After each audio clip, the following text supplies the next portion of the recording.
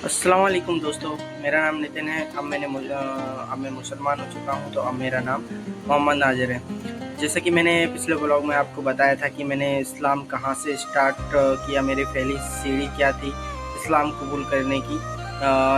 जिनकी वीडियो देखी थी डॉक्टर जाकिर नाइक की, आप मेरे पहले पार्ट में देख सकते हैं।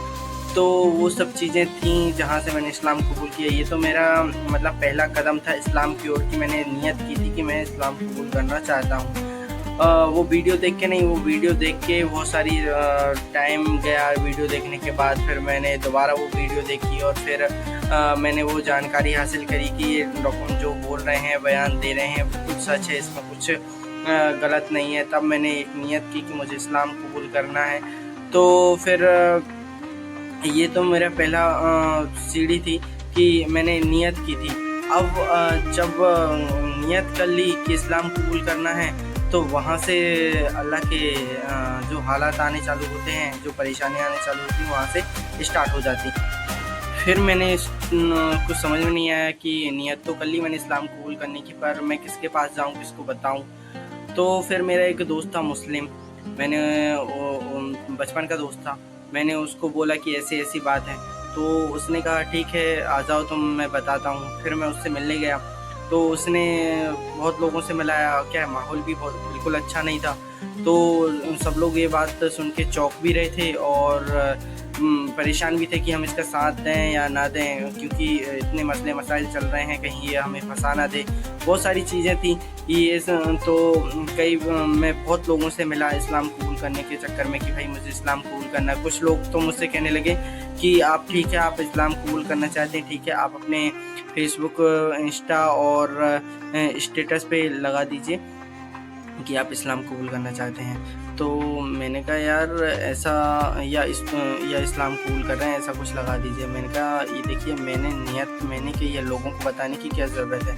आप तो, अगर आपको कोई परेशानी है तो आप मेरा एक वीडियो बना लीजिए, जब भी कोई दिक्कत आती है आप वो वीडियो लोगों को दिखा देना कि भाई ये हमारे पास खुद आया था, हम इसके पास नहीं गए। अगर ऐसी कोई समस्या आती है तो बाकी ये चीज़ें तो नहीं कर पाऊँगा, क्योंकि अगर ये चीज़ें करूँगा तो बहुत सारी दिक्कतें आ जाएँगी मेरी फैमिली में।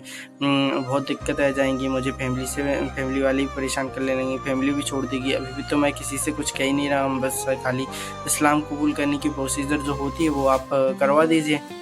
फिर मैं वहाँ से वापस आ गया, क्योंकि मुझे नहीं लग रहा था कि ये लोग मेरी मदद कर पाएँगे। फिर हालाँकि ये इतनी सी बात नहीं थी जितनी मैंने बता दी कि गया और मिल के आ गया।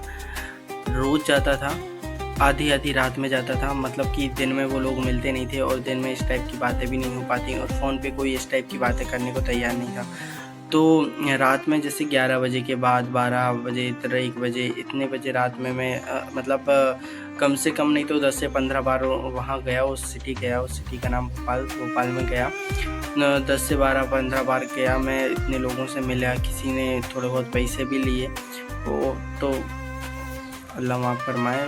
तो अगर मैं देखूँ, अगर मुसलमानों पे ईमान लाता तो कभी ईमान ऐसे मुसलमानों को देख के ला ही नहीं पाता, क्योंकि देखता कि मुसलमान ऐसे होते हैं कि मतलब भरोसा तोड़ रहे हैं। इस टाइप के ना ईमान है ना को क्या है, ऐसे मुसलमान होते तो कभी मैं मुसलमान बन ही नहीं पाता, इस्लाम दीन ला ही नहीं पाता अपनी ज़िंदगी में। पर मैं इन सब चीज़ मुझे तो पता था कि कुछ हदीसें भी सुनी थी कि मुसलमान दाढ़ी रखेगा, नमाज़ पढ़ेगा, पर उसके अंदर ईमान बिल्कुल नहीं बचेगा।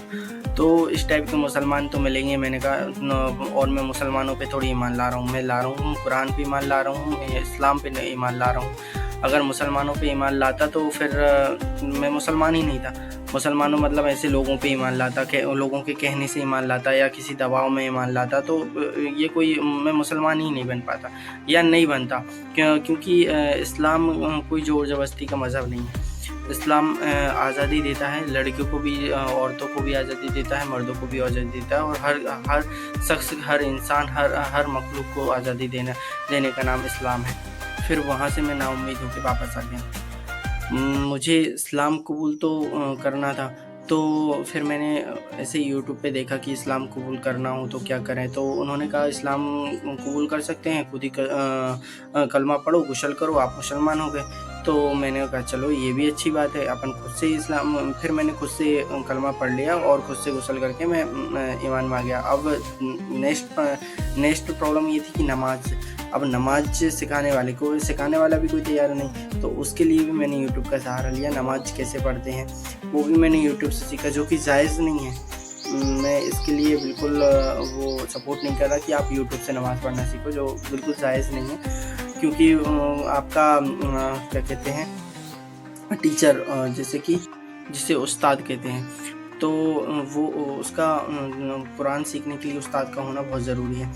तो पर मुझे कोई सिखाने वाला नहीं था, पर मैंने यूट्यूब से ही सीखा, नमाज़ पढ़ना यूट्यूब से सीखा, और यूट्यूब से ही मैं सारी चीज़ें जैसे बयान वगैरह सुनने लगा, ये सब चीज़ें नमाज़ पढ़ना सीखा, बयान वगैरह सुनने लगा। अब मुझे बताना था थोड़ा थोड़ा फैमिली को, हालांकि मेरी फैमिली इतनी कट्टरपंथी नहीं है, मतलब ऐसा भी नहीं कि मुझे फुल सपोर्ट करी हो फैमिली ने, पर इतनी कट्टरपंथी नहीं है। पर मैंने धीरे धीरे उनको बताया कि मुसलमान ऐसे होते हैं, मुसलमानों का मज़हब ऐसा होता है, उनके मज़हब में ये लिखा है। धीरे धीरे मम्मी से बात करता कि ये सब चीज़ें होती हैं, ये ऐसे बयान करते हैं वो लोग, काफ़ी चीज़ें हैं जो धीरे धीरे फिर बहुत सारी चीज़ें हैं जो मैंने बताई। और इसके साथ साथ मैं ऑनलाइन भी मतलब यूट्यूब पे वीडियो देखता रहा कि भाई मुझे डॉक्यूमेंट्री कैसे चेंज हो। तो जर्नी तो बहुत लंबी है मेरे इस्लाम कबूल करने की, वीडियो काफ़ी लंबी हो जाएगी, मैं इसको अभी एंड करता हूँ। नेक्स्ट पार्ट में आगे की कहानी बताता हूँ। अगर आप लोगों को मेरी कहानी थोड़ी पसंद आ रही है तो प्लीज़ शेयर करें, लाइक करें और सब्सक्राइब करें, और अपनी राय दें कि मैंने क्या सही किया गलत किया, अपनी कमेंट में राय दें। अस्सलाम वालेकुम।